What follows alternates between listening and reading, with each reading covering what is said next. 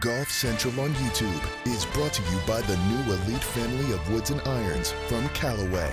Pleasure to be joined by the new commissioner now. So, Craig, thank you for taking the time to join us, and congratulations. Why do you feel that you were chosen as the new commissioner? Matt, thanks for having me. Let me start by saying what an honor it is to be here. I'm just deeply grateful and humbled by the opportunity, and I can't wait to see what's in store for the LPGA as we take this organization to even higher heights.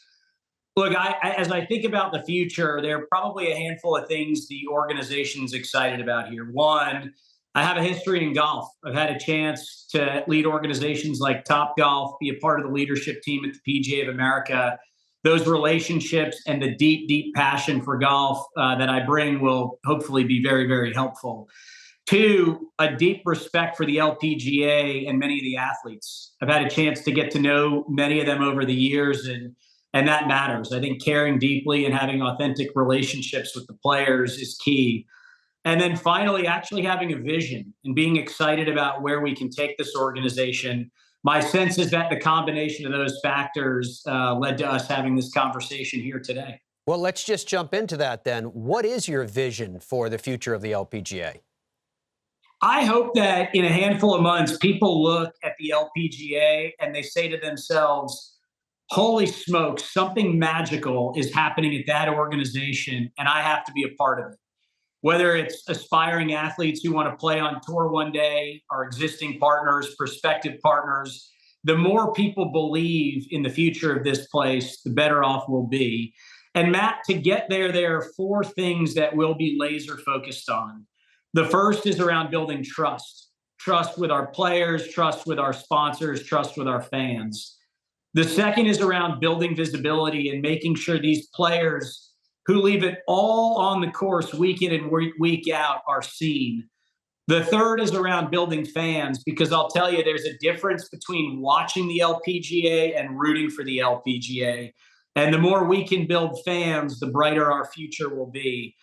And then finally, the fourth pillar is around building an even more solidified financial foundation for the future so that the next 75 years look even better than the last. When you talk about trust, Craig, how does that define itself? What exactly are you saying there?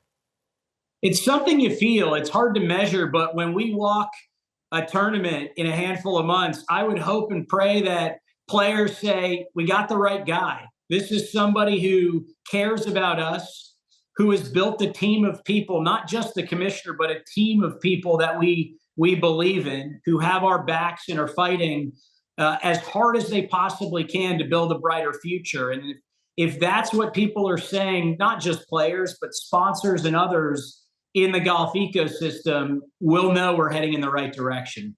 Well, coming in as a new commissioner, you're the CEO of this LPGA, right? Assets, liabilities. What are the greatest assets of the LPGA? The players, and let me say it again, the players. There are stars who, by the way, all have amazing stories to tell. And when the world hears those stories, some of which they've heard, but many they haven't, they will fall in love with these players. I'll tell you just one. I remember a handful of years ago playing in the KPMG Women's PGA Championship Pro-Am with a woman named Aditi Ashok. And Aditi's an Indian woman. Her family has made incredible sacrifices for her to play on the LPGA Tour. And when we were together, her dad was on the bag caddying, and they shared the story of what it took for Aditi to make it on tour. These are just amazing, amazing gems. And when people realize how human, how inspirational, how aspirational these athletes are, they will fall in love. And then, Matt, I'd say one other thing. One of the beauties of the LPGA Tour is it's already global in nature. And to have a footprint in America and in Europe and in Asia, that is such an asset. And when we lean into the fan bases we have across multiple continents, really, really amazing things can happen. Well, let's go to the other side of the ledger then for a second. What do you feel are the biggest obstacles to everything that you want to accomplish?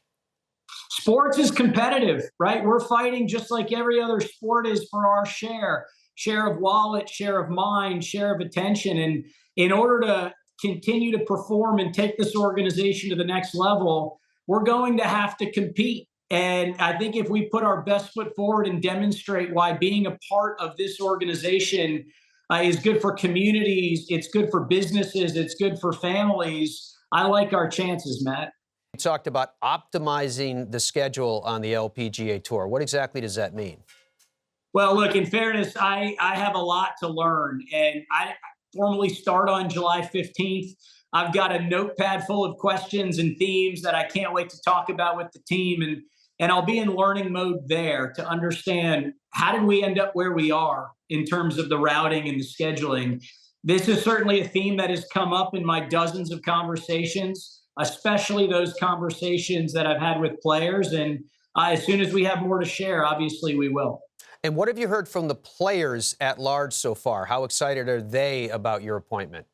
They're all in. Man, I have to tell you, the text messages, the phone calls I've gotten, they leave me humbled and excited about the future. And I'll tell you, from the conversations I've had with the players, they are deeply, deeply passionate about this organization, and they're committed to doing their part to help tell the story. And I think when, again, as I mentioned a minute ago, the world hears the stories about these players and they realize their passion for the game, people will fall in love. It's clear from your enthusiasm that listening is going to be a big part of setting your agenda and your pathway, but you don't have a lot of time to get going. How much is it hitting the ground running?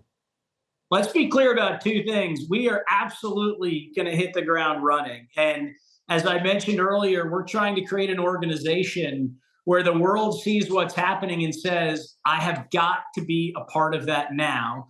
And the four pillars I mentioned earlier around building trust, building visibility, fans, and a financial future, that's what we're going to be focused on straight out of the blocks. Mm-hmm. At the same time, I think a critical aspect of leadership is leaders have to approach situations constantly with open hearts and open minds. And we will always, always, always be listening, particularly to people who are close to the action, who have ideas and want to contribute support.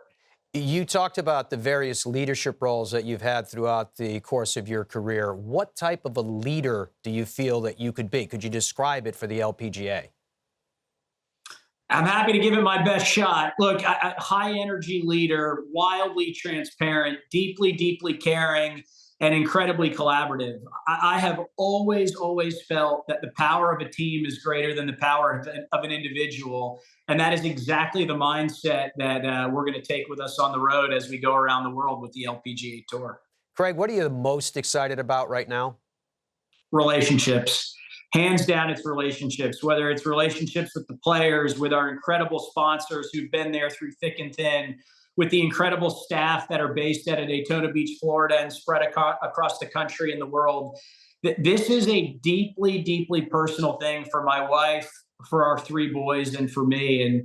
And the thing we're most excited about is the life adventure and the relationships that will come as a result of being a part of this organization. What do you think will keep you up at night?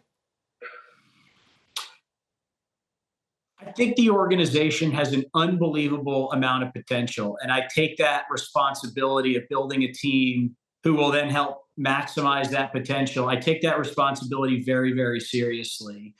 And I haven't started yet, but as my wife would say, it feels like I've been working for the LPGA for the last few weeks. I've already had those nights in bed looking at the ceiling at 2 o'clock in the morning, wondering, are we doing enough? What more can we do? Where can we go faster? And look, I just think that's part of the gig, and it will only fuel us to be better.